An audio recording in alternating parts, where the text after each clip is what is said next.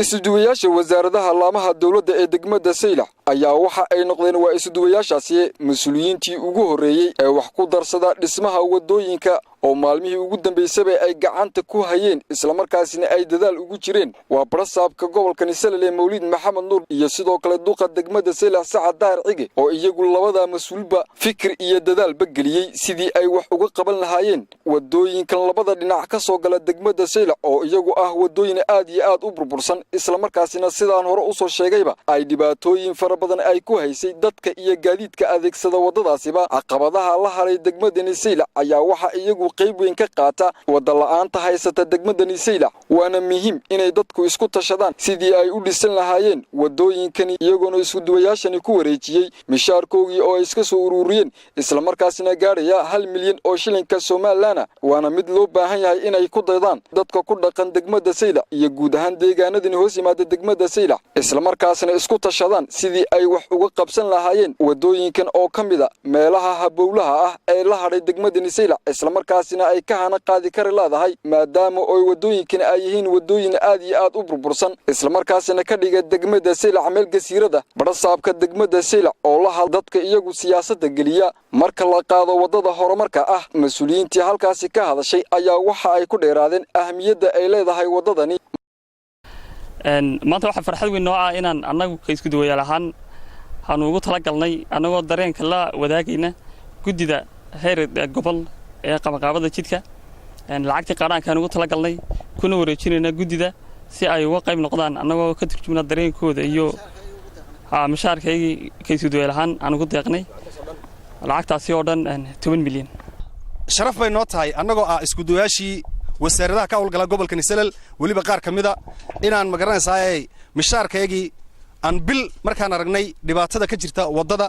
markaan aragnay gurmadka loo galay markaan aragnay dadaalka maamulka gobolka iyo kuwa degmada ay u guntadeen waxaan go'aan ku gaarnay inaan ka qayb galo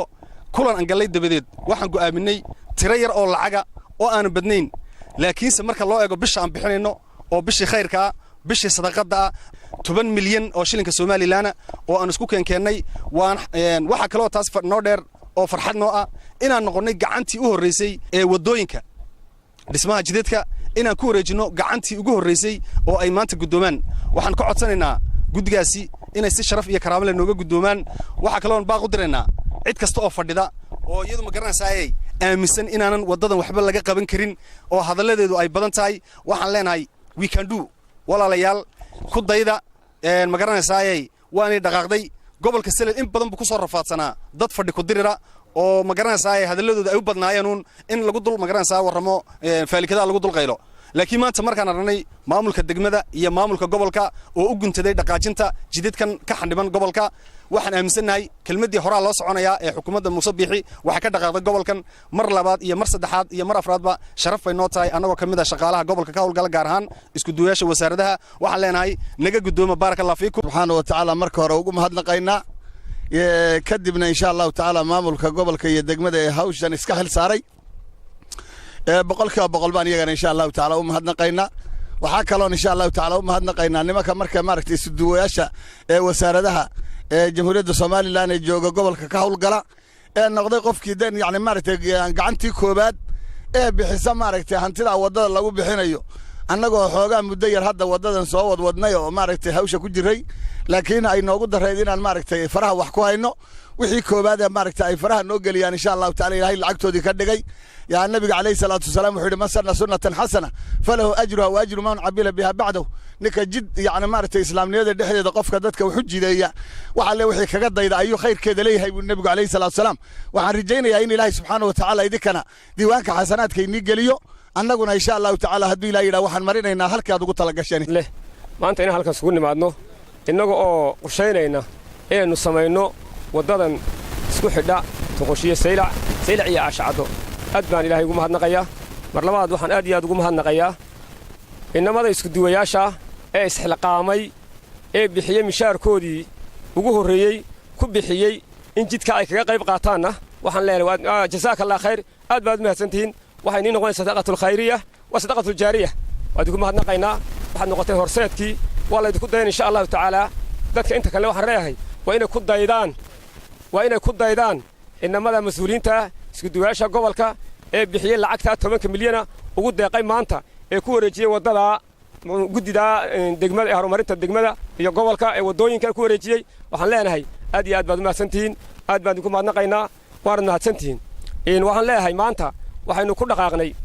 inaanu wax ka qabanno annaga iyo gobol iyo degmo iyo dhammaan naga iskaashanayna inaanu wax ka qabanno waddooyinkan gobolkan ama degmada Saylac waana rajaynaynaa kulley wax qabadkeegana inaan ku guulaysan doono insha Allah ta'ala waan rajaynaynaa haddii Ilaahay yiraahdo waxa weeyi in badan baa laga cabanayay waddadan muxuu ahaa isku xidha Saylac iyo Ashcado Saylac iyo Toqoshi in badan markaan eegnay waxaan go'aansanay inaanu qaadno tallaabadii ugu horeysay ee waddada wax laga qabanayo inaan qaadno waana ku guulaysan doonaa insha Allah haddii Ilaahay yiraahdo waanan qaadnay waana arkaysaan maanta in tallaabadii ugu horeysay aan qaadnay gaadiidkiiska rogayaan cagaftii ay maanta shaqaynayso qalab kale haddii Ilaahay yiraahdo waan rajaynaynaa inaan keenno haddii Ilaahay yiraahdo waan soo wadnaa waanan keenaynaa cid kasta oo danaynaysa hadday tahay qurbo joog hadday tahay shacbiga reer gobolka Awdal hadday tahay jamhuuriyadda Soomaaliland ganacsatada qurbo joogta xukuumadda waxaan leenahay cid walba ka qayb qaadato waddada ka qayb qaadato waddooyinka degmada Saylac ka qayb qaadato gobolkan wuxuu u xaniban yahay oo u xidhan yahay waa waddo xumo wuxuu ka go'an yahay gobolada inta kale ka go'an yahay wuu ka xidhan yahay waxa ka soo baxa gobolkani waa gobolka saddexaad marka la yiraahdo dakhliga la yiraahdo dakhligaasi gobolka u dhaafaawun waxba looguma qabto waxaan leenahay xukuumadda inay ku soo celiso gobolkan dakhliga inay wax ku soo celisaan rajaynayaan leenahay ku soo celiyaan iyadana xukuumadda leenahay waxaan leenahay dadkan iskaashatooyinka shirkadaha muxuu ahaayay dhammaantoodna inay iyaguna ka qayb qaataan waddada dhismaheeda oo muxuu ahaayay bixiyaan wixii ila muxuu ahaayay ay ugu tala galaan waxa jirta iskaashatooyin waxa jirta muxuu ahaayay shirkadaha jira waxa jira hay'ado kala jira cid walba waxaan leenahay ka qayb qaata wadadan haddii Ilaahay yiraahdo way soconaysaa ma aha wax istusa oo la leeyahay wax ku doona ma waxa weeyi waa waxaan ugu tala galay muxuu ahaay inaan wadno haddii Ilaahay inta naga gaarsiinayo wadno oo helo gobolkani wadooyin oo helo meel laga galiyo meel laga soo baxo oo helo waan rajaynaynaa aad iyo aadna waan soo dhaweynaynaa nimanka maanta hantada bixiya waxaan leenahay aad iyo aad baan idinku mahadnaqaynaa runtii waddadan aynu taagannahay waa waddada u dhaxaysa Toqoshi iyo Saylac waa inta ugu dhib badan ee culayska badan saaran yahay baabuurta dhib badan ka haysto xaalad badan ka taaganta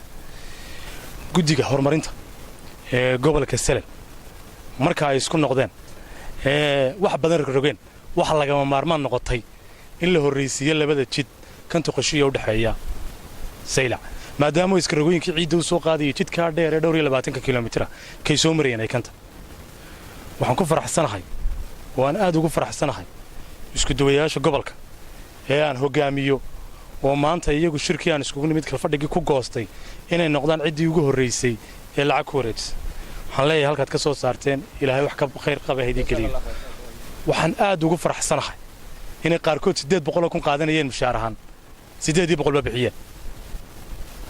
waxa dhacaysa in maanta nin $700 qaata oo halkan markuu $700 wadada ku mara maanta uu diiday inuu $10 bixiyo waa nasiib dar ka loo shaqeynayana waa ka waxa ayaan daraa in marka wadooyinka iyo horumarka la bilaabo la siyaasaday waa shay xaraana wadada cid walba oo u baahanta ku maraya ku degan ku kasta waxaan leeyahay qolooyinka iskaashatada hadday gaadiid tahay hadday kalluumaysato tahay hadday milix tahay wadadani waa tii aad wixii ku iibgeynaysan gaari watana waa tuu maray ka ag watana waa tuu maray ka wax kale watana waa tuu maray waxa la rabaa inaad si fiican uga qayb qaadataan oo ka qayb qaadataan waa wadada qaybteeda qaadataan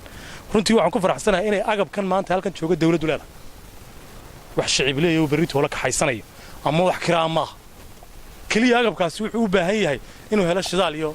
shaqaalaha mushaarkooda taana waa inagoo isku tashanna oo gacmaha isqabsanna runtii dawladda hoose aad baan ugu mahadnaqay gaadiidka iyada soo iibisay iyada ugu tala gashay wadda 40 kilomitir inay qaybteeda qaadato inta ugu badan qaadato waxa weeye wax sharafa oo karaamo leh waxaan halkan baaq dheer uga diraya iskaashatada gaadiidka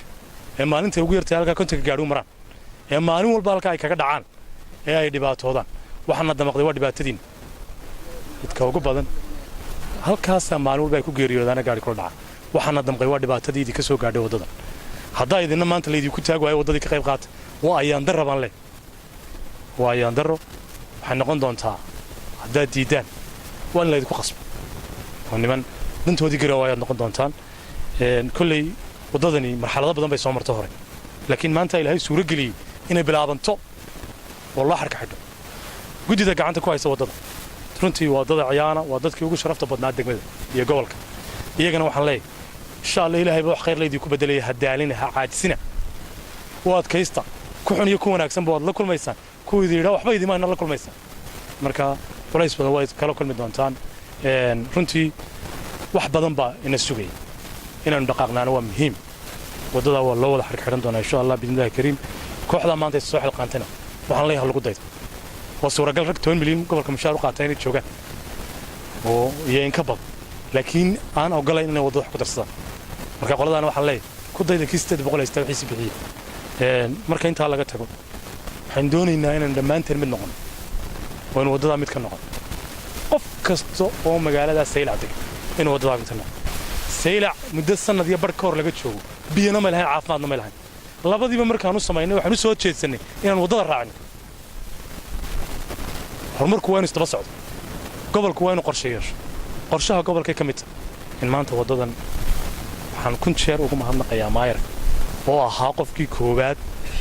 ee adduunkii gaadiidka lagu soo bixinayay bixiyay waxaa maanta iyaguna labeeyey isku dawayaasha heer gobol oo iyaguna gobol ahaan cararayay oo taagtoodii keenay iyagana waxaan leeyahay mahadsantii markii xukuumadda haatan talada haysa ay soo magacaawday barasaabka haatan joogay ayaa waxyaabihii uu ballan qaaday markaasi ka mid ahayd inuu wax ka qaban doono isla markaasina dadaal iyo fikri gelin doono sidii uu wax uga qaban lahaa waddooyinka degmada Saylac sida muuqatana waxaad moodaa inuu barasaabka doonayo inuu ka dhabeeyo ballanqaadadii uu ballan qaaday xilligii la soo magacaabay dadweynaha deegaankana waxa iyagu loo baahan yahay inay kala qayb qaataan mas'uuliyiinta dadaalka ay wadaan waa Cali Axmed Diiriye Cali Dhagadlool wararka Ariel TV magaalada Saylac